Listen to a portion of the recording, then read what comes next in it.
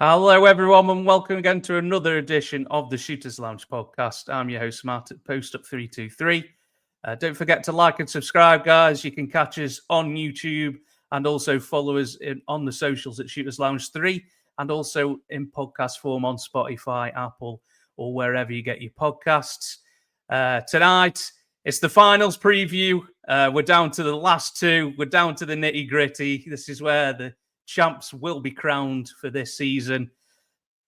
My guest tonight got to pull out one of the big guns, but one of the big hitters, a friend of the podcast.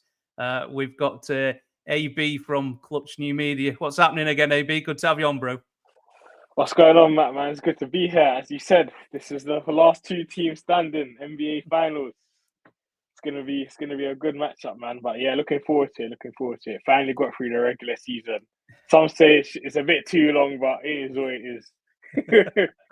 The more basketball, the better, AB, isn't it, man, for us, I think? Of course, man. Absolutely. So, as I said, down to the last two teams. So we've got OKC, the number one seed in the West, against a surprise team to many, Indiana Pacers, coming through at the fourth seed, beating the Knicks in the conference finals to make it to the first finals in quite a few years, AB. I think it's 2000, right? Yeah, wasn't it the Reggie Miller years? Yeah, Reggie man. Miller, I think like Jalen Rose and those guys all on the team. Absolutely. Yeah, it's crazy, man. Absolutely. And an assistant on that Larry Bird-led Pacers were back then was the coach who is now Rick Carlisle. So a nice little full circle thing, man. You know what I mean? Yeah. Damn, I didn't even know that. That's crazy. Yeah, man. Yeah. So did Rick Carlisle, leading the team back to the NBA Finals. So it's been a while for them guys. And OKC, it's a first stint to the finals in AB. So somebody's going to be crowned who haven't won it in a while, man. So it's probably makes a nice change for a lot of people. Would you say? Oh yeah. Because I don't know, they won their championship as the what's it called? Seattle. Seattle Supersonics, bro. Yeah. Supersonics. That's it. Yeah. Obviously, went into the finals in 2012 when they lost to the Heat. Was it the Heat? Yeah, they lost to the Heat.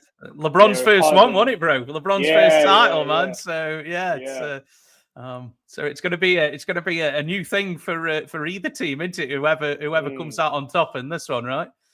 Yeah, that's what we want to see, man. We want to see some sort of parity. I mean, don't get me wrong. I used to love the Warriors and Cavs matchups and things like that, like the rivalry. Because obviously, when you face a team so many times, there's always going to be some sort of like animosity there. But this is what the NBA is about. This is why there's like a draft system, because teams, you can be like the worst team in the league and still make a run. So to have these two teams, I know there's been a big conversation about ratings and small market teams. I don't really care about that. That's an ESPN issue or whoever's broadcasting the finals. But as a fan, I mean, you just want to root for, you want to see that sort of like parity, because then you're thinking, okay, it might be my year 1 year or my team's year 1 year. So yeah, man.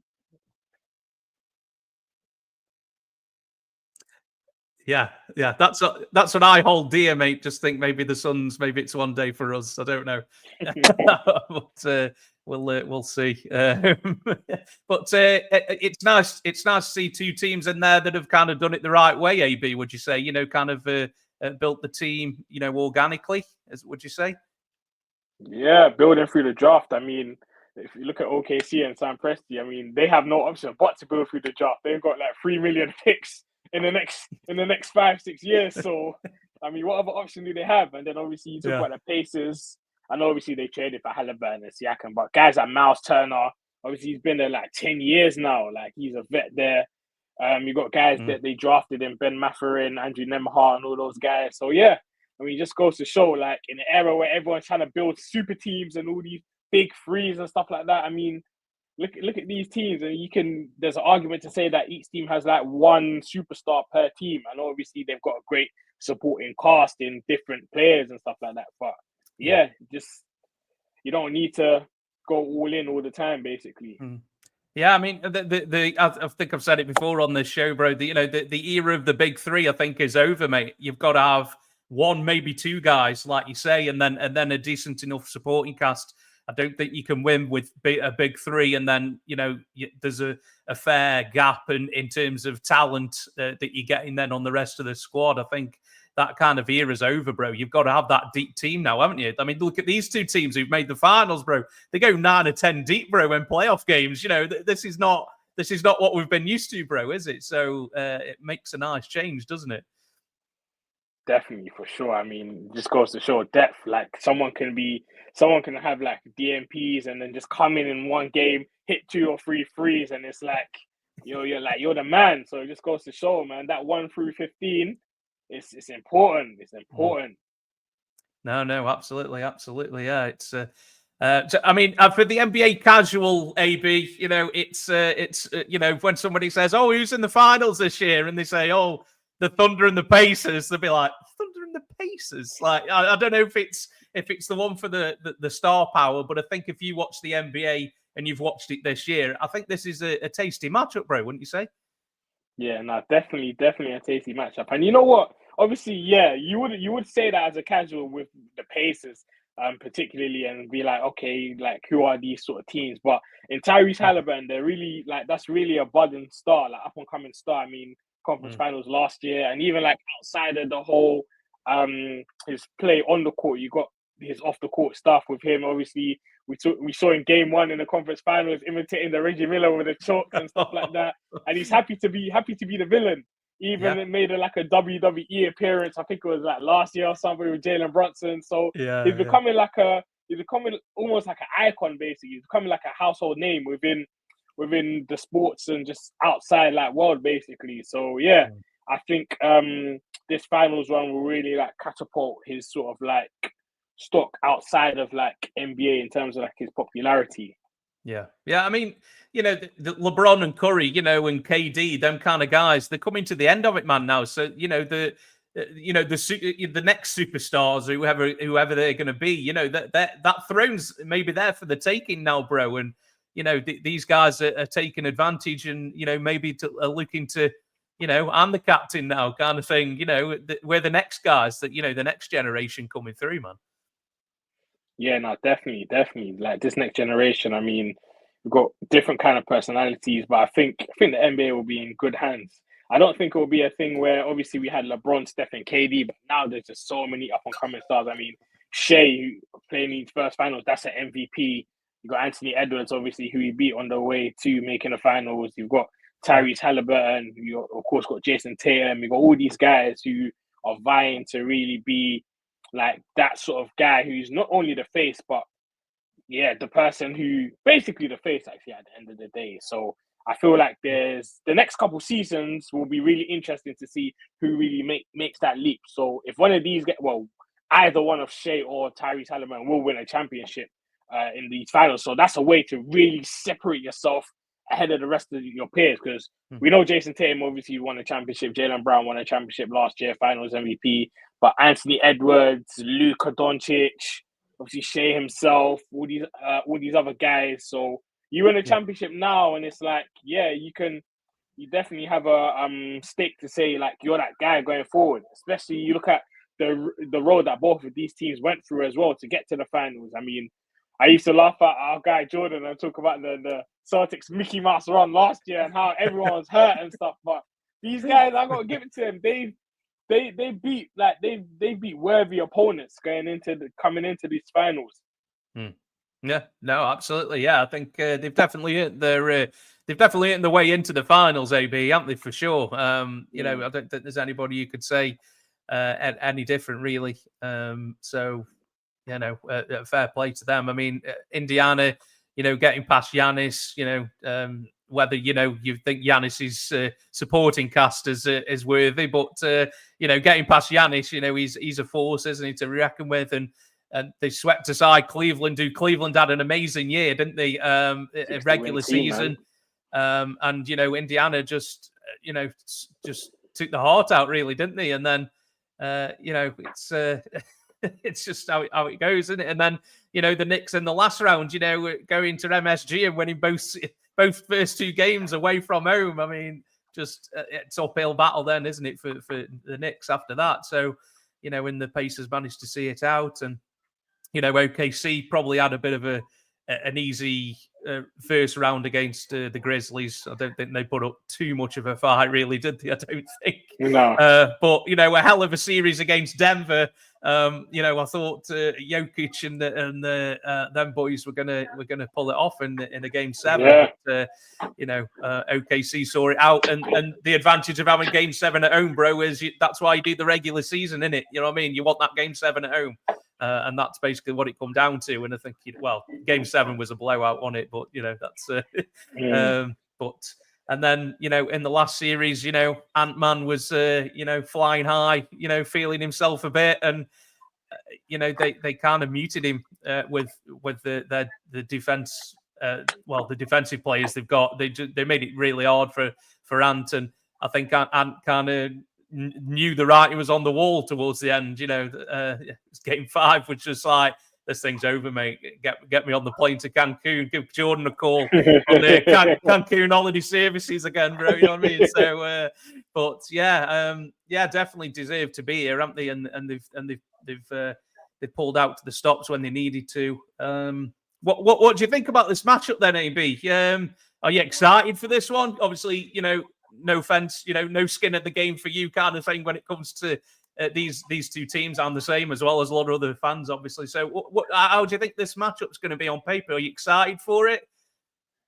Yeah, no, I'm really excited for it because it's just two different. You know what it is with playoff series? Like, styles make series. It's a boxing term that says styles make fights, and styles make playoff series at the end of the day. So you look at OKC and their defense is just crazy, like suffocating defense. They got bodies that they can throw at all different kind of styles on the perimeter, whether it's on the inside with Chet and iHeart as well. So especially point of attack defense as well. And you got guys like, and you think that starting 5 is already set with Lou Dort, and you got Jalen Williams, who made an all defensive team, Shea, Chet, and iHeart as well, as I mentioned. Then off the bench, you got Alex Caruso coming off the bench and just reaping havoc, absolute havoc, whether it's diving for loose balls or in transition and things like that, steals, blocks, you name it. You got Case and Wallace as well, who's really made his mark in this off season, in this postseason as well. So they go deep, man, and they're really like a defensive juggernaut, man. And then obviously you've got the Pacers on the other side of things, who, if there was ever a team that lives up to their name, it's the Pacers. I mean, the pace that they want to play at, I mean, everything is just in transition. You've got Tyrese Halliburton, who wants to push the pace. You've got Siakam, who wants to leak out and get those easy buckets as well. And even just looking at the numbers, like the Pacers, they've outscored their playoff opponents by 8.5 points per game in transition. And that's the best differential in these playoffs. And even in game 6 against the Knicks in the closeout game, the transition differential was 46-18. Which is just crazy. They just killed them in transition. On made baskets as well, AB, wasn't it? Like, Knicks scored, and then 4 seconds later, Siakam's getting a layup. You're like, how demoralizing is that? You do that for enough games, mate. It's demoralizing, isn't it, bro, to have that? You know what I mean? It's crazy. It's crazy. It's a real tough one, man. It's tough to play against, isn't it? But like you say, OKC is they've been the best team, one of the best teams all year, haven't they? And like you say, the suffocating defense, they can win games on the defense alone. I think they've got so many guys they can throw at you. And Halliburton's going to quickly realize just what this is going to be like quite early on. Pick you up full court, make you work hard for everything. It's going to be an uphill battle for Indiana, but they play at their pace, and if OKC try to play at their pace, maybe the Pacers can, get easy baskets, and then anything you can get easy in a finals game maybe is definitely worth it, isn't it? So it's gonna be a real tall order for them Pacers guys, and there's some dogs on either of these teams, man. There's some right dogs, isn't there? Like you say, like Lou Dort and J-Dub, Caruso, and then on the Pacers you got like Nimhart and Naismith, and some right dogs on these teams who just really just get after it, don't they? And but then there's also some fantastic playmakers, Halliburton and SGA, and I mean SGA's playing as a good a level as anybody. In a playoff, how many 30-point games he's had in these playoffs. He's playing at an all-time level. So who do you think's picking up SGA, AB, when this thing starts? Who do you think's on the Pacers? I'd say Aaron Nesmith, but obviously in Game 6, I don't know how healthy he is because he's dealing with I don't know if it's an ankle issue that he's dealing with, but he's dealing with something, and obviously he got into early foul trouble in that Game 6 as well. But Andrew Nembhard had some great. He had a great game in Game 6, just guarding Brunson. I mean, he had like 7 combined steals and blocks, like 6 steals and a block, which is crazy. So I think it will be a steady diet of probably like Nesmith and Nembhard. That'll probably have that sort of assignment on Shea. And maybe some minutes from Tyrese, but then you wouldn't really want your star player really going up against Shea, especially with his foul drawing ability, because he's gonna frustrate the hell out of the Pacers, man.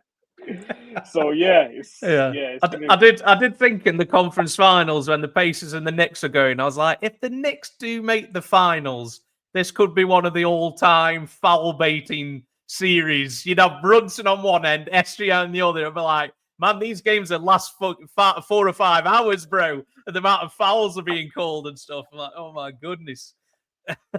Yeah, they need 2 refs, man. It would have been quite a show, or they just wouldn't call anything and just let them play. I don't know, but. I mean, what's your opinion on SJ, bro? The foul baiting thing is something that keeps coming up. What's your take? Are you asking me? I am a Sixers fan, man. we live on the free throw line, man. We live on the line with Joel Embiid when he was healthy. But that's what it is? It's just at the end of the day, it's just manipulating the rules. I mean, one thing that I don't like, and Jalen Brunson does this a lot, like. They were meant to ban this rule like 3 seasons ago. Trae Young used to do it as well. When you beat the defender and then you're on the way to the basket, but then you stop and then the defender runs into you and then that gets called a foul. So all that kind of imitating that sort of contact, I don't really like it. I don't like when you're driving to the couple or anything like that and you wrap your arm around the defender to try and pull it and then that gets called as a foul.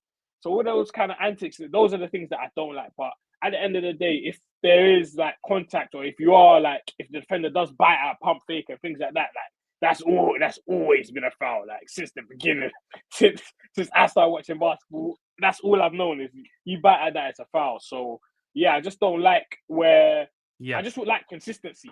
So consistency. If the game starts and we're calling ticky-tack fouls, okay, whatever. Let's keep it like that. Let's not change it in the fourth quarter where you're down 1 or you're down 2 and the game's on the line and it's like, okay, no, that's not a foul. So if consistent. And that's one thing that OKC have, I don't want to say got away with because it's part of their identity, but they've been so physical. They've been so physical throughout these playoffs on the defensive end. So I just hope that sort of like continues and they're allowed to play that way, because you can't just enter the finals now and everything that they built in how many playoff games they played this, that 15, 16 playoff games is like, oh, no, now we're going to ref this a different way. It's going to be different now. So, as long as it remains consistent, I don't really want to be talking about refs and fouls and stuff like that. I just want to watch the game sort of thing. But, that's what I'd say for me personally. I don't know what you think about it. I'm with you on the arm hooking thing. I'm also, the thing with Brunson is the flitch of the head when he feels like that he's the non-contact and then the head goes, a bit like Trae Young used to do. The head goes and exactly. It's like, and the ref will cut him. And you're like, come on, man. I mean, it's like Harden all those years. He found a way to get calls, and like you say, it's almost an art form, really, when you look at it on how to do it. Does it make for great basketball sometimes? Maybe not so much, but I think, the refs will just have to, like you say, just stick to one lane and kind of stay in there, try not to say you're going to ref it one way, or you ref 3/4 of the game one way and then change it up. You don't really want them to start changing the way they do it mid-game and stuff. It's like, okay, well, the armbar things, we're not going to call them anymore or something. And as long as everybody's aware of what's going on and stuff. But like you say, the last thing anybody wants to start talking about is the referees and things. I think some of the refs kind of forget that sometimes and feel like they're the star of the show, but we're definitely not thinking like that, aren't we, EB? So Not at all, man. Not at all. yeah. So so how do you think about the coaches? Have you thought about like who do you think has the advantage coaching wise? Because I think pretty safe to say that these two coaches are very age wise very different. I think Dagenhauer is like 40 and Carlisle he's got to be in his 60s now, I'm sure. So two very different, coming from two very different levels of experience, but both have done very well in these playoffs and have shown that they deserve to be here. So who do you think has the advantage coaching wise, AB? Just pure coaching wise, I'd probably say Rick Carlisle. I know obviously Coach Dagenhauer as coach. How many wins did OKC have this? Was it 68? Did they have 68 wins this season? I know he's coached unbelievably, and he's really got his guys ready in terms of that depth. And that's the whole thing about the regular season, man. You're able to play 12, 13 guys deep in the regular season. Then come playoff time, you're not just having to thrust someone in and hope that they can save you or things like that, because they've had that repetition through the regular season. So so I'll give him kudos to him, but I just think the experience of Rick Carlisle alone, the fact that he's been here before and won, and you look at the manner in which he won that championship, to this day, they talk about one of the greatest championship wins ever, like winning that with Dirk, especially with the journey that he was on as well, being swept in like the first round and all those kind of things. So I think experience matters, and it's all good talking about experience, but some coaches, they obviously do get stuck in their ways and they don't move with the times. I mean, just because something worked in 2011 doesn't mean in 2025 it's going to work. Like, the game has changed. So I think he's really been able to adapt in that sort of thing and really make on-the-fly adjustments, which is what I really like. So one example of this is his usage of Thomas Bryant. So Thomas Bryant in the Knicks series in the Eastern Conference Finals, he played like games 1 to 5. He played three of those games. Yeah, he played 3 games for a total of 22 minutes. Then all of a sudden, Rick Carlisle was like, okay, thrust him in game 6, deciding game, comes in, 11 points, knocks down 3 threes, 3 rebounds and a block. So it just, those sort of things, those sort of adjustments and having your guys ready for those sort of scenarios is another thing as well. And even against like the Cavs in the series before, games 1 to 4, he had like 9 points across like 42 minutes in that series. And in the deciding game 5, 9 points in 11 minutes. So obviously that's kudos to him for being ready, but it's also kudos to Rick Carlisle for making that on the fly adjustment and inserting him into where he thought he'd be effective, and Thomas Bryant taking those minutes as well and making the most of that. So those little things like that can just swing a playoff series. Yeah, just little things like that. Some people, I know in the regular season, maybe, I don't know, it would have worked. You would have had your set rotations. This guy's gonna come off the bench like 6th and 7th, but in the moment, you have to be able to make those sort of adjustments. So, not to say Coach Dagenhauer hasn't been making that, but I just like the fact that Rick Carlisle's been here before and he's managed to evolve and really make this Pacers team who they are right now. So, I give a coaching advantage to the Indiana Pacers. No, yeah, I mean, great points, AB. Yeah, I think both coaches have proved that they're very astute, defensively and offensively, for sure. But obviously, the experience is definitely going to Rick Carlisle because he's, like you say, he's been there and done it, bro. I mean, there weren't many people picking that Dallas Mavericks beat that LeBron-led Miami Heat, bro. And they really, almost like broke LeBron's brain basically by the end. It's like he didn't really know what to do. We've got a Shams bomb live on the pod, Matt. What's happening? A Shams bomb live on the pod. It's that KD, right? No.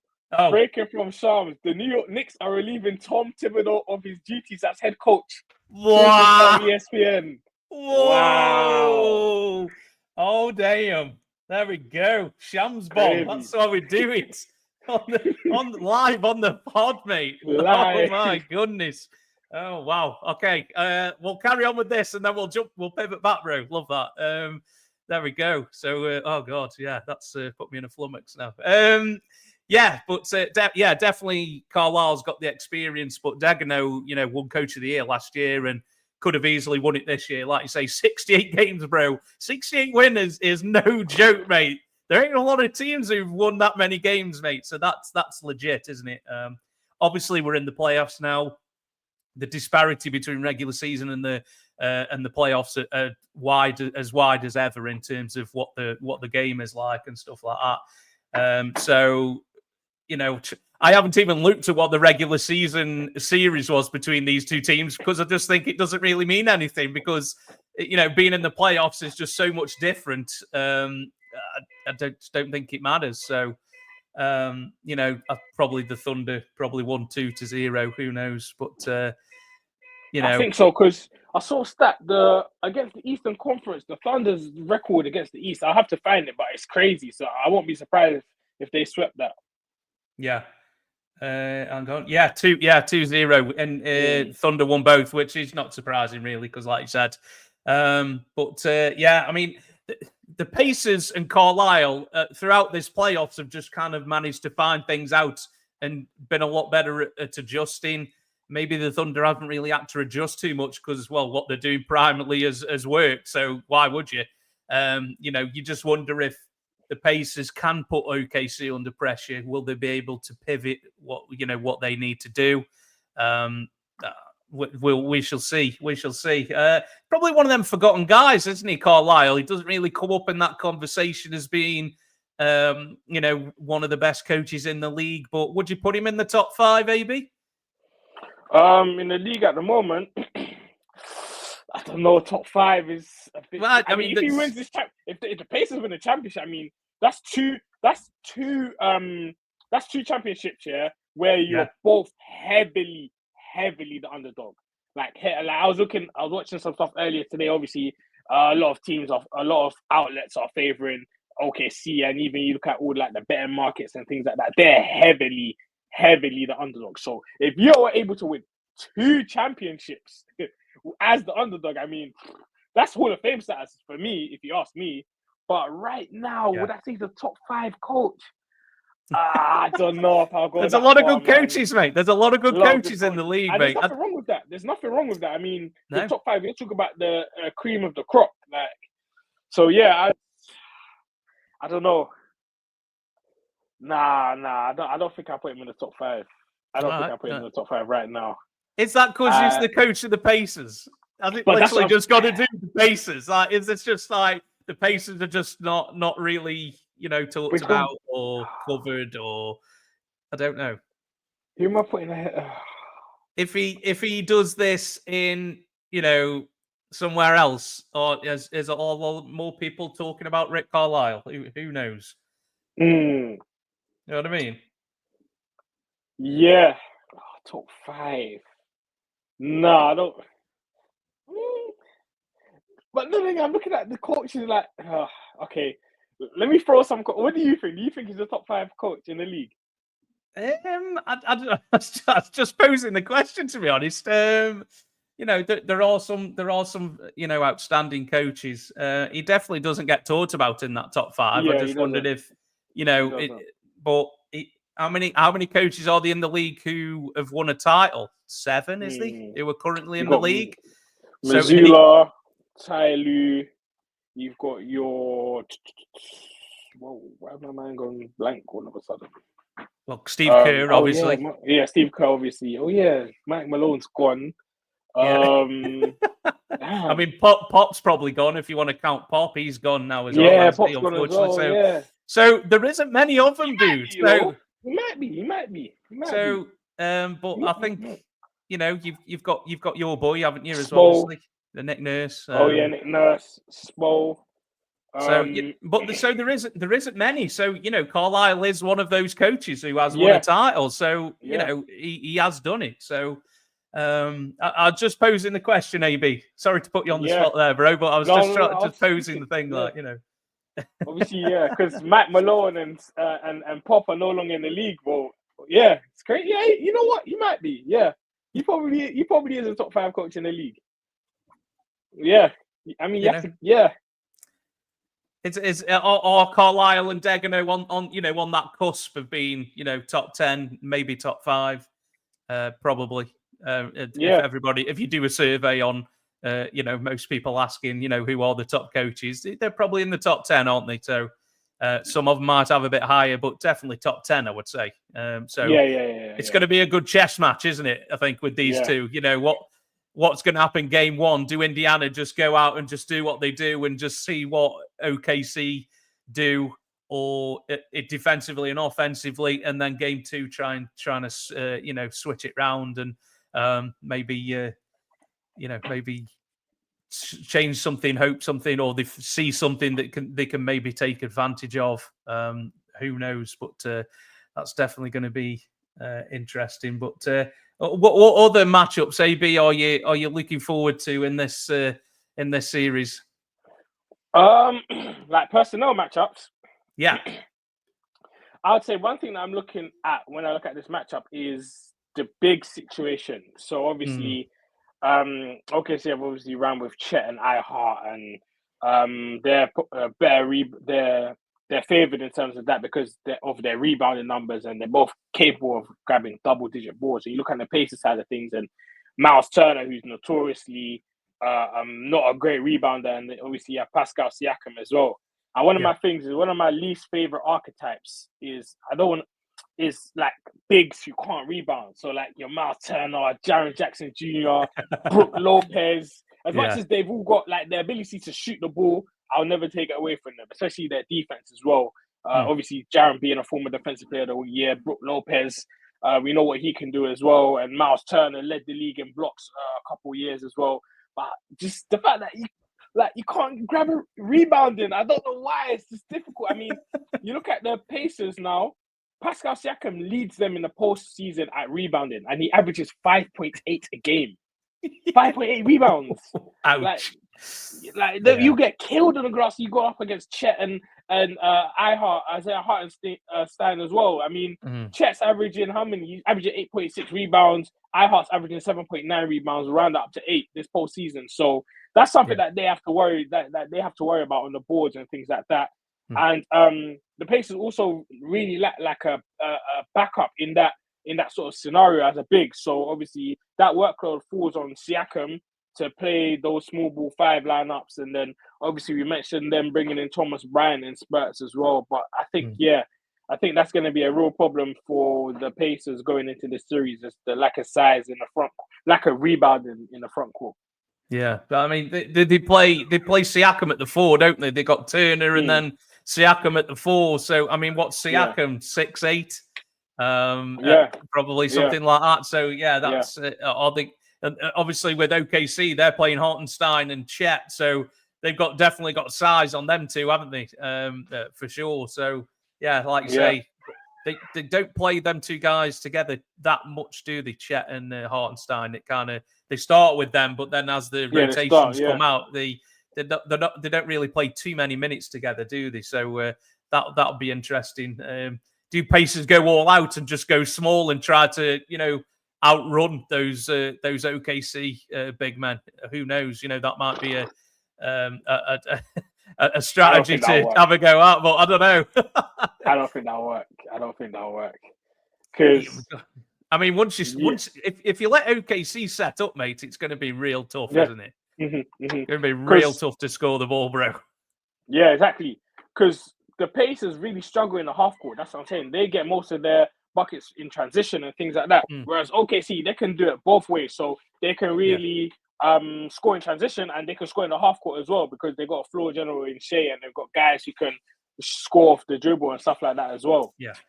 So I think the OKC are more well-rounded.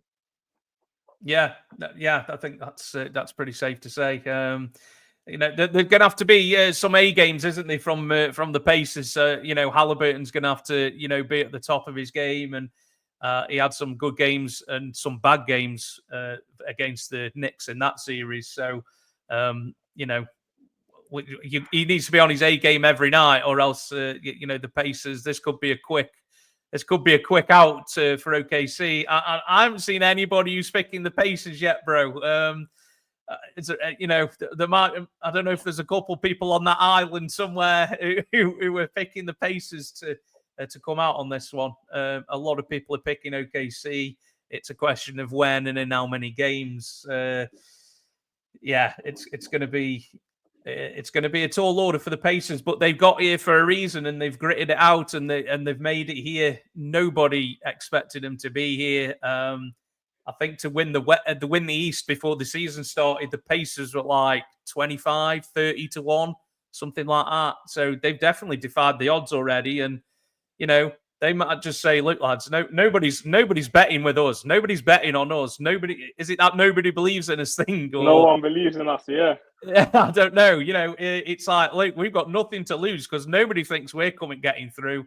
I mean, I think they weren't favoured in the Knicks series, were they? Definitely weren't No. favoured in the Cleveland one either. So, they think, well, we've defied the odds twice in 2 rounds before already. So, why not this time? I suppose one of the things, if you're the Pacers thinking, we've probably got a little bit more experience in terms of, being in playoff games and things like that compared to OKC. But, OKC have kind of, they've answered the bell every time. So, are they maturing before our very eyes? Because they are a young team, except for maybe Caruso and SGA. They are a young team overall. I think the average age is it 24 or something like that? It's something daft. But sometimes it's just your time, isn't it? And it could be OKC's time. But they've still got one hurdle left to go, which is they've got to beat this Pacers team. And the Pacers haven't seemed like they've been afraid of the big moments. So, if you're the Pacers, you're thinking, why not us? We're in it. We're still here. So, why not go out and, in a blaze of glory? I think the 2 home crowds are going to be insane, aren't they?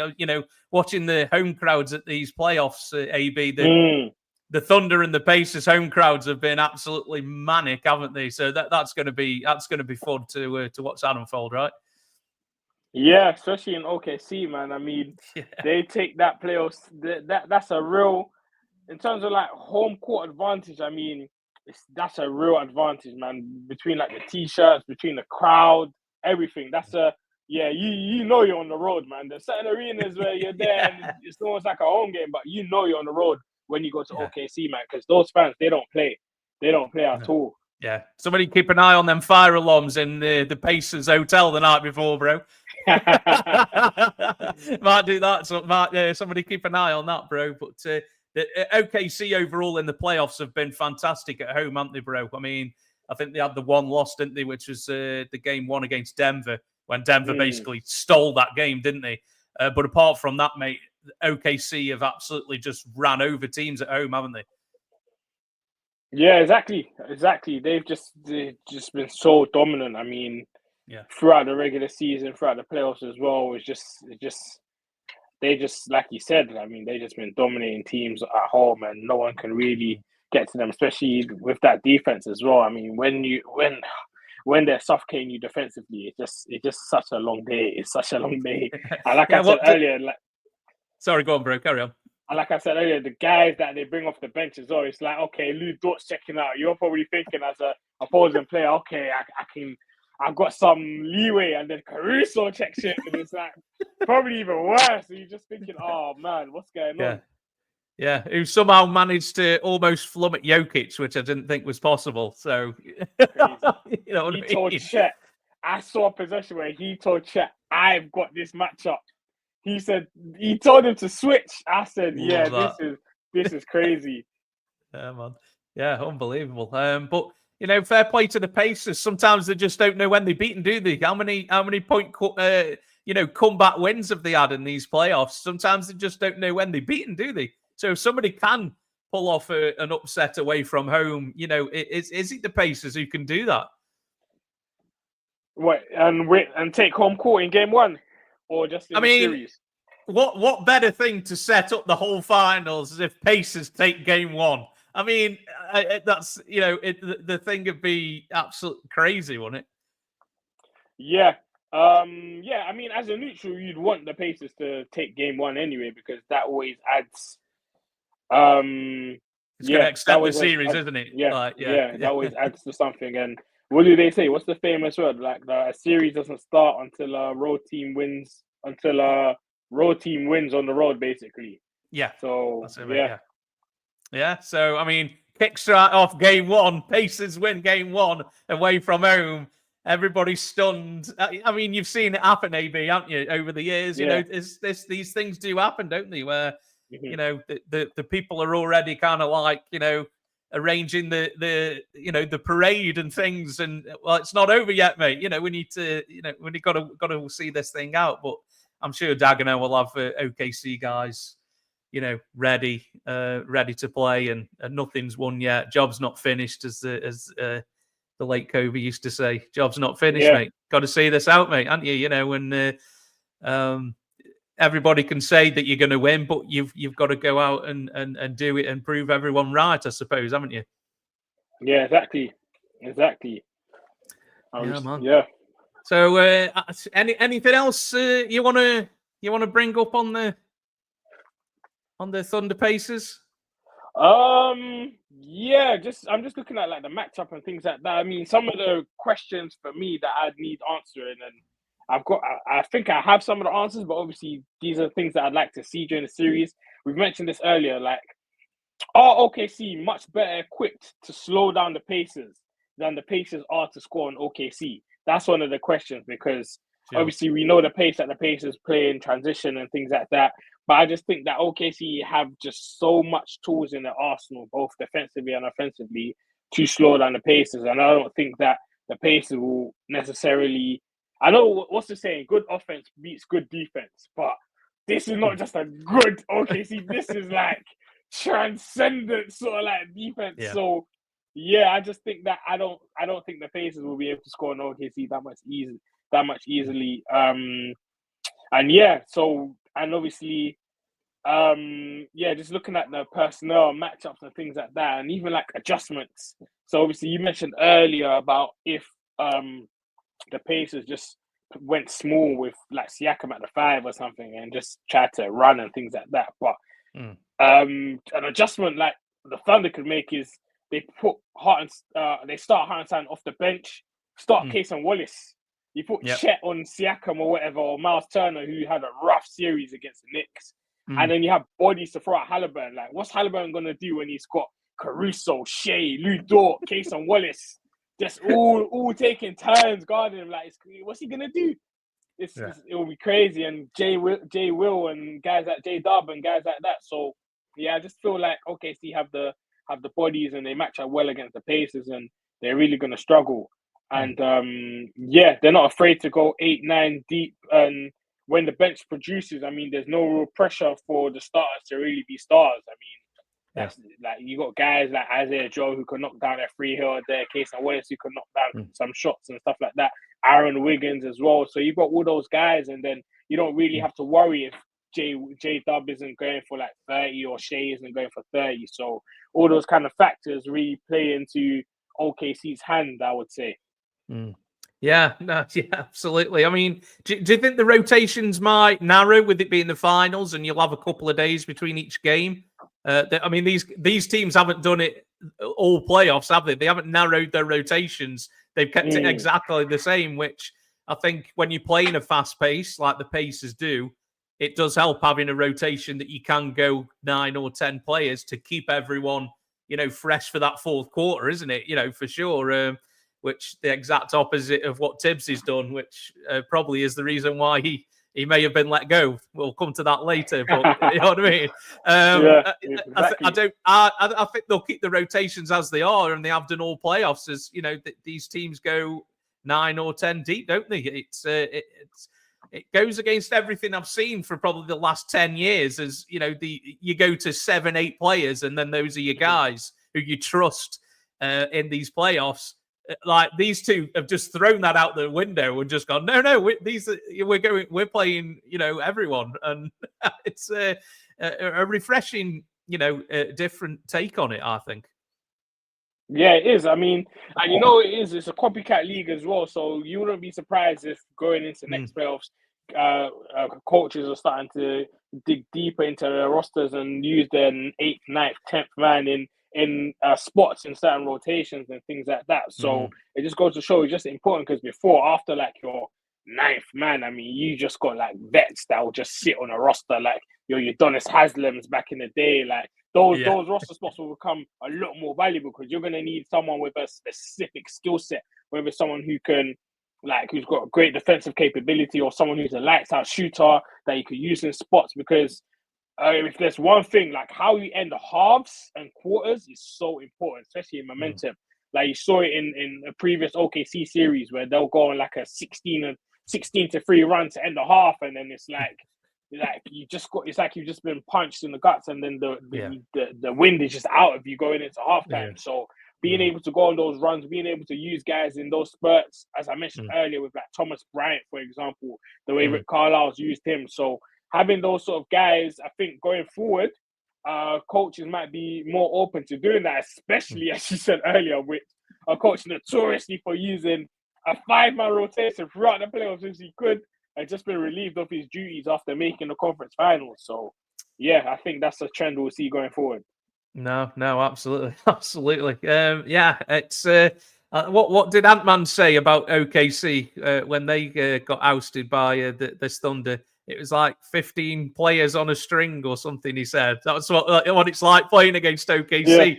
There's just crazy. people everywhere. There's hands, arms, and Yeah. just it's very very difficult to play against, and it's going to be a real test, a real test. But for the neutral, I think these games. I mean, what these totals are going to be in these games, mate? I think we could be talking like 120s or something about in some of these games, bro. It could be a real high scorer. Yeah. Absolutely, absolutely. So let's get down to the nitty gritty. AB, what we Yeah. saying? What we saying, bro? Finals predictions. Who's taking the championship home, bro? And how many games would you say? Man, prediction time. Whew. It's tough, man. It's tough. Put up or shut up now, AB. Listen, it's tough. I mean, yeah, you look at OKC 68 win team, you look at the journey the Pacers have been on. Both teams are, as I mentioned earlier, both teams deserve to be here, man. I mean, you look at the caliber of teams that they've beaten. I mean, OKC beat Memphis and John Morant and those guys, swept them, beat the Nuggets. Obviously, I know they had no head coach, they had no GM, but they beat the Nuggets Yeah, in game seven. yeah, So yeah, and obviously beating Anthony Edwards, who many think is one of our brightest young players in the league today, yeah, beating them in 5 and causing him fits. And then you look at the Indiana side of things, obviously beating Giannis, who, well, we done our preseason predictions. I had the Bucks winning. I mean, our pre-playoffs predictions, I had the Bucks winning. Just because of Giannis, and then they lose in 5, and then you look at the yeah. Cavs 60-win team, had a great season, beat them in 5, and then beat the Knicks as well in 6. So both teams deserve to be here. We spoke about the coaches. We've covered everything. We've spoken about some of the matchups and the nuances.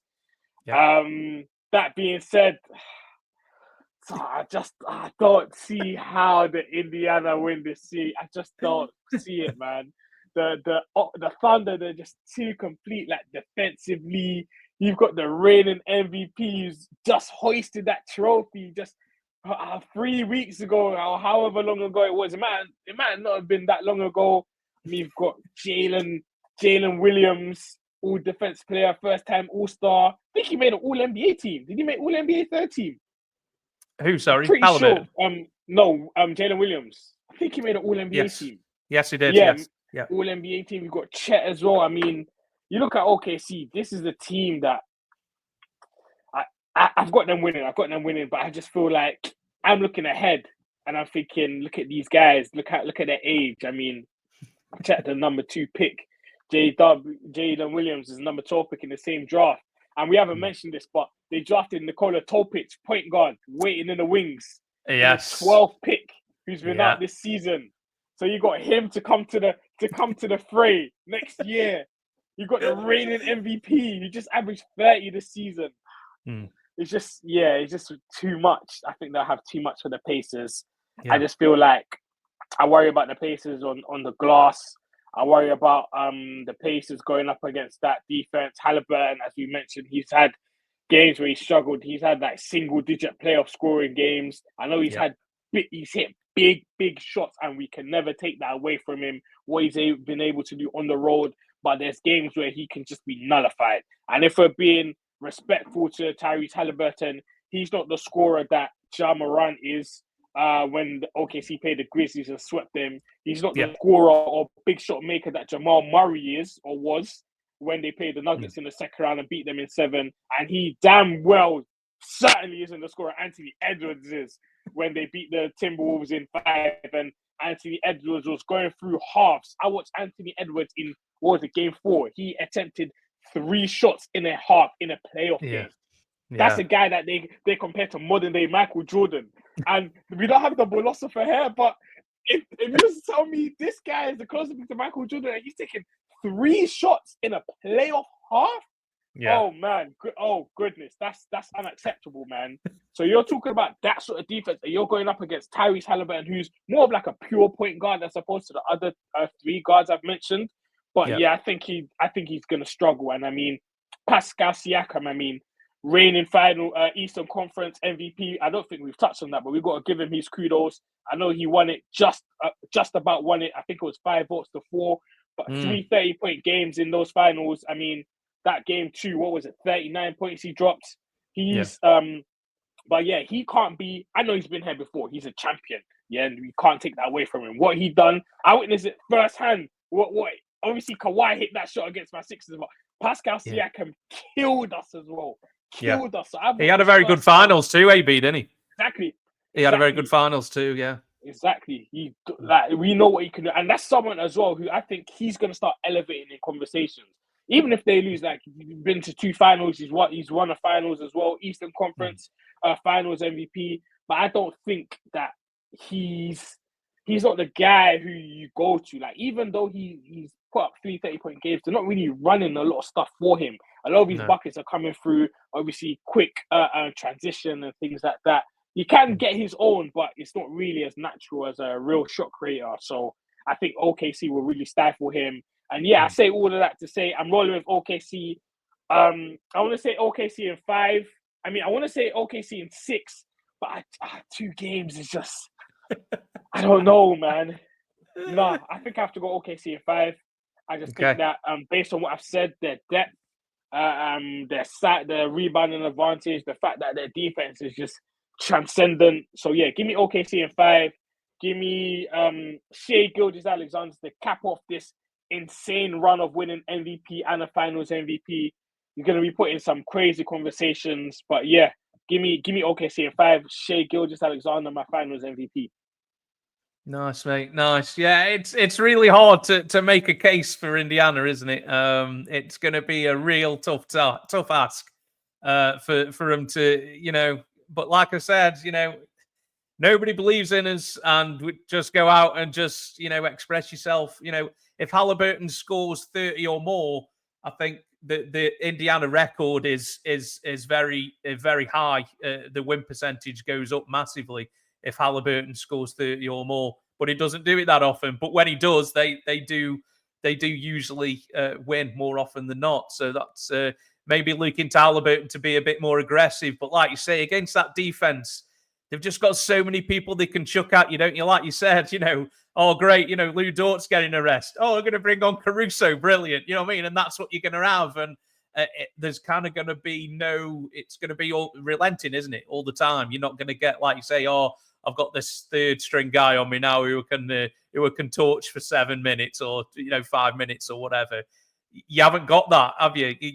Literally, it's going to be unrelenting. Basically, it's just going to be, just a different guy just being thrown at you time after time. And the weak side defense that OKC do, when they chuck it into the post, mate, they're covering him on the weak side and they're just taking the ball from you, aren't they? They literally just take the ball off you going, yes, I'll have that, thank you. And then they're off and they're gone. And you're like, what the hell just happened? And against some teams in these playoffs, like the other team haven't been able to get the ball into the post because the defense, the fronting, or they're coming on the weak side. They literally can't even get the ball into the post, which I don't think I've ever seen before. Like, literally on a consistent basis, they can't get the ball thrown to the big guy in the post. It's absolutely crazy. But kudos to Indiana for making it here, mate. I didn't really understand the Siakam when they made the trade. I didn't think it fit in with that team, but they've proved me wrong at 100%. And to make the finals, they're one of many people going, yeah, Pacers are going to win the East. I didn't hear many people. There was a couple of people saying, no, Indiana could make some noise and things, but I don't think. They've already exceeded expectations, bro, by making it here. But if you're here, we might as well win it while we're here. That's the kind of Pacers should be the Pacers mantra. But like you, mate, I just can't see. I just can't see it. I can't see OKC losing 4 out of 7 games. I just can't see it. It's going to be. I've got. OKC winning it, like you say. They've got the MVP of the league, a real deep squad, complementary players. Look for J-Dub to assert himself. He's been very up and down in these playoffs. He's had good games and he's had some very quiet games as well. Look for him to assert himself as well. I could imagine for OKC. SGA is good enough that he's just going to get his, 25, 30 plus or whatever. But it's going to be the other guys. I think Chet's had a very steady playoffs. I think he's maturing into a very good NBA player. Just too much defense from OKC, bro. I'm with you, AB. It's a tough ask. I'd really like to pick somebody because I feel like everybody's picking OKC, but it's just what everybody's seen already. But obviously, different series against a different team. I mean, it doesn't really matter now what you've done previously, is it? It's a new series against a new team, new matchups. I mean, if Indiana pull this off, mate, it's going to be one hell of an upset, I think, if Indiana can see it out. Unfortunately, I can't see it, but I've got Indiana winning 2 games, bro. I've got 4-2, man. I've got OKC in 6. But I can see where you were going, with the 5 games. But I'll give a little bit more respect to Indiana, and I'll go OKC in 6. So and Finals MVP. I mean, if OKC win, it's going to be through SGA in it. So I probably, could you make a case for J-Dub? Maybe I don't know. I doubt it. I think if OKC win, it's going to be SGA in it. Do you know what I mean? Yeah. So I've got OKC taking the title. I think it will be their first title. I don't think they sit around, taking that Seattle title very seriously in OKC, do the AB? So I don't know. I think it'll be the first one. Arena, but obviously, it wasn't really. Yeah, it was a different team and name and stuff like that. No, absolutely. So so that's who we've got. That's who we've got, guys. So as we had breaking news on the podcast, are we gonna talk about it, AB? Have you got time to talk about it? Yeah, I guess we have to, man. We have to. As being a broadcast journalist, I think we'll have to talk about it. Breaking news on the pod, guys. As AB, thanks for the tip, AB. Tibbs let go by the Knicks. The Knicks making conference finals for the first time in 25 years. Wasn't good enough to save Tibbs' job, and he's been let go by the Knicks organization. AB, what are your first? Because obviously this has just come to us as we were trying to do the pod. Are you surprised? Are you not surprised? What your initial thoughts, bro? I mean, it's tough because if you look at the Knicks, they've had like a really up and down season. I mean, yes, they were where they finished. Yes, they were the 3 seed, and we know obviously coming into the season they made that big acquisition to acquire like Mikal Bridges, trading what was it, like 5 first-round picks, I think it was. And then when you make a deal like that, you're backing yourself. You're like, okay, this is our roster. We've got OG, we've got Cat. We've got Jalen Brunson. We've got all these guys. We've got these Villanova boys. Like, let's go out there compete for a championship. And then obviously they won 51 games. They got to the conference finals. But all through the season, I mean, their record against winning teams was well documented. Like, they really, really struggled against some of the best teams in the not even in the conference, in the league in general. So you're looking at that going into the playoffs, and that's probably what led to some of us predicting them to falter at some point before getting to the Eastern Conference Finals. So yeah, you're looking at that. They get to the conference finals now. I mean, they lose in 6, but they put up somewhat of a decent fight. But it's like, going into this, like, I think a lot of people thought this as well. We were on course for Cavs Celtics collision course in the conference finals. I wasn't really thinking about the Knicks. I know obviously they could have made some noise, and then you had like the Bucks and all of that, but I wasn't really thinking about them in that regard, simply because of their record against the teams. And at the end of the day, it's the Knicks. It's New York. Like, they do tend to come up short in some of the biggest moments. So yeah, you look at it like from that perspective, and then it's like, okay, I think it's a bit harsh, but then you look at Tibbs and you're just thinking, in 5 years, obviously, they made a lot of moves. They made a lot of moves, acquiring Karl Anthony Towns, and as I mentioned, OG Anunoby and Bridges and all those kind of things. And I feel like they took a step forward by getting to the conference finals this year. Yeah. And then I just feel like this is it's just the manner in which they lost. Obviously, a lot of it you could say is down to coaching. I mean, even against the Celtics in that series, they beat the Celtics, but the Celtics were up 20 points in the first 2 games. So you could you could argue that's complacency on their part. I know obviously they've done well. They showed their grit and toughness to come back into those games. But it's like, why are you down 20 in the first place? And the rotation, the lack of rotations. I mean, Josh Hart's averaging like 47 minutes when out of 48 minutes in the game or whatever it is. I know that's an overreaction, but still. And then the Karl Anthony Towns factor as well. We had reports coming out about them saying that he doesn't really value the defensive end of the ball and things like that. So the guys never watched Karl Anthony Towns in the NBA. I could have told you that, bro.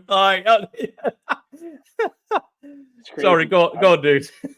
Yeah, I mean, it's tough, but I understand it. But it's like, I don't know. Obviously, it's still very reactionary because it literally happened less than an hour ago. So I'm just trying to like scroll through to see what the media are saying, and then I see a lot of people calling for Mike Malone, where a lot of the issues that Tibbs had were the same issues that Mike Malone had. So I don't know if that's the guy you really want coaching your franchise if those are your problems. I'm not sure as Mike Malone's a James Dolan guy. I don't see that at all. I don't see that. Yeah. But so crazy things have happened. Yeah, I don't know. I just feel like, I don't know. Especially, I'm just thinking ahead as well. You look at what the Eastern Conference might look like next year. I think there's real change. I mean, the Cavs, they might have to reevaluate some things as well, because this is like the second year they still haven't made a conference finals. And you look at the moves that they've made. The Celtics, we already know what's going on. Jason Tatum's going to miss most of the season. And they're talking about they have to make a move to come out of the second apron or dodge the tax or whatever that is. Obviously, the Knicks, they've just fired their coach. I mean, they were probably one of the teams going into next season thinking, you know what? Look at the teams around us. We can do something. Pacers are in the finals. Bucks are in free fall. Giannis might request a trade. Okay, the Pistons are up and coming. They had a great season. We'll see what that looks like. The Magic, the Hawks, we know where they're at. They're just languishing. Obviously, I don't know what my Sixers are going to look like. I mean, well, maybe. What we're seeing. So there's, other than the Pacers, all of those teams are in that bubble. They should be thinking, if there's a move that we can make that can move the needle a little bit, we have to make it. So is that the Knicks thinking that they fire their coach and bring someone else in to move that needle? Because the East is up for grabs, the way I see it anyway. All respect to the Pacers. They might go on and win a championship. I still feel like there's a lot of uncertainty around you look at the top 6 teams that made the playoffs now, there's a lot of uncertainty in those 8 teams that made the playoffs. I'm looking at the teams that automatically made it and not made it through the play-in. So you got to make moves, and the Knicks have made a move. We'll see who they bring in. Like you say, bro, the East next year is wide open, bro, isn't it? It's wide open. And I think that's why a lot of people are saying about Giannis, why would you want to go to the West? The East is wide open, mate. Yeah. If you can make a couple of changes, and maybe that's why he'll stay at the Bucks. Maybe if they can make a couple of changes, like the East is wide open, mate. Who's going to be the top three in the East next year? It could be the Knicks, Pacers, and Detroit. Or something. Yeah, it could be absolutely. Yeah, it's wide open, bro. Like you say, a great point. Man. Tibbs. I mean, I did say on the playoff preview because I thought the Pistons are going to make it hard for the Knicks. If Tibbs doesn't get out this first round, he could be looking for another job. And I thought, well, they made it the conference finals. I thought, well, okay, first conference finals in 25 years. They might give it another go around, but apparently, James Dolan or the GM, is it something Perry? Can't remember his name, excuse me. But, they've made the decision. And, that's, I think it comes down to, bro, that literally the minutes, isn't it? The minutes that he was playing. And then towards, in game 5 and 6 against the Pacers, he decides he wants to bring on Landry Shamet. And, yeah, exactly. It just like now you decide you want to bring out these guys who've been sitting on the bench, who never played in the regular season much and never played much in the playoffs, and now you expect them to come on and start doing something. Exactly. But that's how Tibbs has been, and that's how Tibbs has been a coach since forever. Famously back when he was at the Bulls, and what happened to Derrick Rose? He was playing with 1:45 left in the fourth quarter when they were up 20 in a playoff game. Why is Derrick Rose out there? And Rose's career, obviously that can happen at any point, but he shouldn't have been in that game at that time. But that's how Tibbs is. But that is not how you win now. You can't win that way anymore.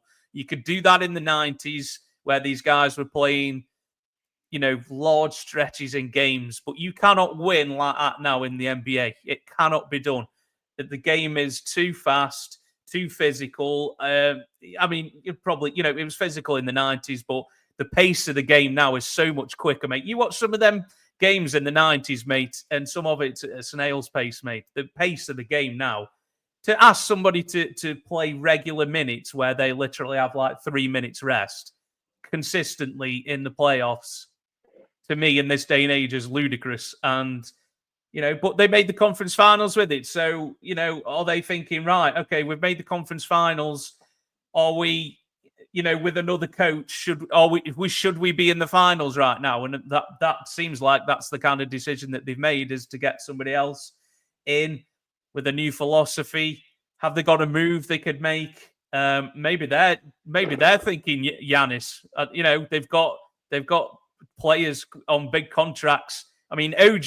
Have you seen OG's contract, bro? That boy is on a lot of money for not a lot of offensive output, bro. He is on a lot of money, and Mikel's due an extension. Cat's due an extension. So there's going to be people on some big money, bro, in New York. So, have they got a move in them? Or they one move away from making the finals, bro? Is that how they're looking at it?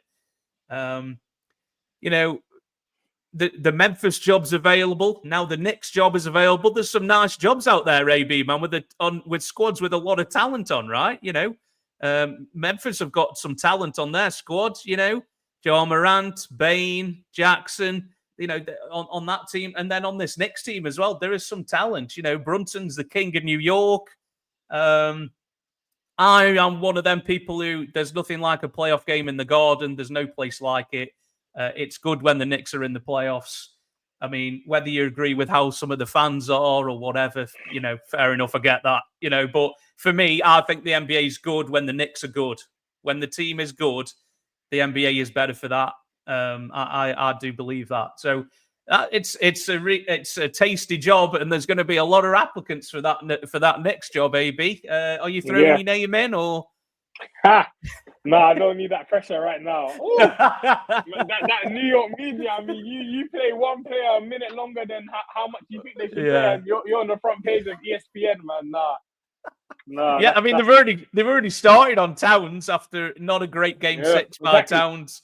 But that's the Karl Anthony Towns experience. One game he looks fantastic, and then the next he looks like he's playing basketball for the first time. That's the Karl Anthony Towns experience. And he looked like he was playing hurt as well. So I think they've been quite mean to him. I think he was playing with a bum knee, I think. And I think he was, gritting it out. But that's the Towns experience. They even asked him, I think Charles Barkley asked him, what's with these dumb fouls? And he's like, I have no idea. I just do things. And I think that's just how it is. It's literally just an instinct thing. But you look at some of these fouls that they do, and you're just like, what are you doing? You're fouling 50 feet away from the basket or something. Your fourth foul, start the second half. You're just like, dude, what are you do? But that's Towns. That's who he is. He's always been like that, and that's who he is, and that's who you traded for. This is not just something that's come along. This is who he is, and like you say, there are these reports coming out now that they can't believe how how clueless he is on defense, or doesn't regard defense, or something. I don't know if them are true. I know it doesn't make sense. A lot of players only meetings and things that have been mentioned and stuff. I mean, the stories come out once they go out, don't they? Oh, this guy was injured, or this happened and things. I don't know if they're true or what, but it's going to be a tasty opposition for somebody. AB. I mean, like you say, Malone, Jenkins as well, who was let go from Memphis, is maybe available. Maybe they're looking at that, but I can't see Malone being a James Dolan guy. I don't see that as a fit personally. I don't know if you agree. I agree as well. Apparently Sham said something along the lines of the Knicks might be looking for a coach that might trust his bench a bit more. A guy that might be a little more lenient based on his principles. That does not sound like Michael Malone. Nah, bro. Nah, bro. Nah, bro. Yeah, that doesn't seem like I mean, he is a no nonsense, very much like Tibbs. Are you just getting a similar guy in again, or are you looking for somebody who's a bit more, I don't know, forward thinking, or a playmaker, thinking a lot more offensive minded. But this Knicks team has been very, it's grit and grind kind of thing, and that's because that's what Tibbs' personality's like. So, but it's definitely going to be interesting. There's a couple of decent jobs. I think the Denver coach, Adelman, I think he's taking that full time, isn't he? Yes, they gave it to him full time, Yeah, so that job's taken, but Memphis and New York, man, there's two very very appealing jobs there, I think. So it'll be interesting to see who ends up with those jobs, man. Yeah, I think the Knicks will probably be the more lucrative than the Memphis job, just based on the fact that it's New York, the fact that they are a good team, and those two factors alone. Like you said, when the Knicks are good, I mean, it's good for the NBA as a whole. I think so. It hurts me to say. I know. You obviously, you've got the rivalry. Well, I think everybody's rivaled with the Knicks, right? I don't think anybody likes New York apart from Knicks fans like the Knicks, do they? It just seems to be that kind of universal thing where nobody likes them. So probably a lot to do with the fans, probably than anything else. But fair play to Tibbs. Putting New York back on the map. He was an assistant there under Van Gundy. They made the playoffs 4 out of the 5 years he was there. You got to give him props. We brought playoff basketball back to New York after not being there consistently for such a long time. So it wasn't all the failure, was it? But no. I mean, did the Knicks really think that they should have made the finals and they should have beat this Pacers team? But it didn't materialize. That must be how they thought. I wonder, who's made this decision? Has this come from the GM or has this come from the owner? It'd be interesting. I'm sure it'll come out or materialize. But this is, like you say, this is just a fresh Yeah. This is literally just come out an hour ago, like you say, bro. So it's all quite new. So that was our that's my initial thoughts. But it'll be interesting to see. I can't think of anybody else really who comes to mind. I don't know about you. Have you got any other names, AB, that you can think of? I haven't. Isn't Rick Brunson like an assistant on the Knicks? Oh, AB, going the conspiracy. Love that, mate. There you go. Yeah, he is. That's right. Yeah, man. Yeah. Yeah, Jalen's dad is on the staff. Yes, that's true. I'm sure he'll be keeping his job regardless. Yeah, you know what I mean? But do you think Tibbs? I think Tibbs will find another job somewhere. I'd be surprised if he's out for too long. I mean, if they've let him go, you know, they'll pay out his contract, won't they? Or, until he gets another job. He might have a year out. Some of these coaches do. I mean, if Malone and Jenkins decide that they want to be out for at least a year, want to do some TV or something, Malone's already been on TV, hasn't he? Yeah, exactly. So, you know, he might like that, and he might want to, you know, carry on doing that. So then, are you going a younger coach, bit more, you know, modern, offensive minded or something? But I wonder if they ran this past Jalen Brunson, AB, before the trigger was pulled. What do you think? Consulting with the players, is that a thing? Do you think that a lot of teams do? Well, I don't know, because Brunson came out in support of Tibbs like literally 3 days ago, and today obviously they've fired him. So yeah, I think somebody asked him at the press conference, didn't they, whether Tibbs was the right guy, and he was quite adamant that he didn't like that really. So I mean, it is quite disrespectful. You've just gone out and then you're asking about somebody's job. It's not a great place to be, is it? So I think the players do like him overall. I'd say they always seem very supportive of him and stuff, but you don't know what they say behind closed doors. I mean, you know, playing 40 minutes a night every night, even in the regular season, bro. Yeah, it looks like that's been Tibbs' downfall in the end, and you just think at some point you should be able to get somebody some rest. You know, so they come back with 7 minutes to go in the fourth, and then you go sprint finish then to the end. You know, not giving them any rest and stuff like that. It's just very bizarre to me. But that's Tibbs, and that's what you get, and that's what you get when you hire him. That's who he is. He's no different than he's been hard in every job. So this is nothing new. This is Tibbs, and that's who he is. So if you hire him, you should know that's what you get him. Obviously, they must think that this has been a failure enough that you know, they've relieved him of his duties. So that'll be fun finding out. AB, who takes up that one? Will they do it quick? You know, the draft won't be long after the finals finish, so you got to get ready for that. And you know, do you get the coach in before? And will players want to know who the coach is before they sign, or you know, things? So yeah, a lot of questions now, bro. So that will be interesting to find out. So. Just finally on the positive side of things for Tibbs. I mean, he set a winning culture there, man, because he's won 4 playoff series in 3 years. The Knicks had only won 1 playoff series in the past 22 years. So he's definitely come in and made an impact, obviously. So whether or not, we'll just have to wait and see how it plays out. But yeah, it's going to be interesting, just the conference as a whole, the East next year, and how the Knicks navigate through it. Yeah. No, absolutely. But that was a little added segment on the end, guys. We were coming on to preview the NBA Finals, and then somebody gets fired. So that's a little extra 20 minutes for you guys. So thanks very much for that. But I think we're done then, AB. You know, do you want to let the fans know where they can find you on the socials, bro, before you head out?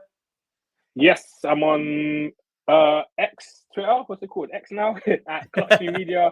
And just looking forward to the finals, man. So hopefully we'll have just the shooting my thoughts and things like that. And sharing some interesting nuggets and stats and things like that going into these matchups and the finals. And looking forward to it, man. Looking forward to it. It should be an interesting series. Should be an interesting matchup. Absolutely. Thanks for coming on, AB. It's a pleasure to have you on as always, AB, friend of the podcast. We will be back we're gonna have some special live podcasts coming up, guys. So the finals are on. So we're gonna go live straight after game one this Thursday evening. Me and AB are gonna be bright-eyed, bushy-tailed at, well, sometime, I don't know, 3:30, 4 o'clock in the morning. We're going to go live, AB, old school, like we used to, bro. Get some live pods in, man. Yeah, let's do it, man. I can't guarantee I'll still be looking in this state at 3, 4 a.m. in the morning, but we'll try. We'll see what happens. Yeah, man. It seemed like a good idea. We'll see how it goes. But it's been a while doing some live pods, so I thought, why no not overtime do it? games, please. Yeah, we need it wrapped up quickly. No challenges or anything, flagrants and stuff. Yeah, so come follow us, guys. It'll be around 4 a.m. I think once the game finishes, and me and AB will be reviewing game one live on YouTube.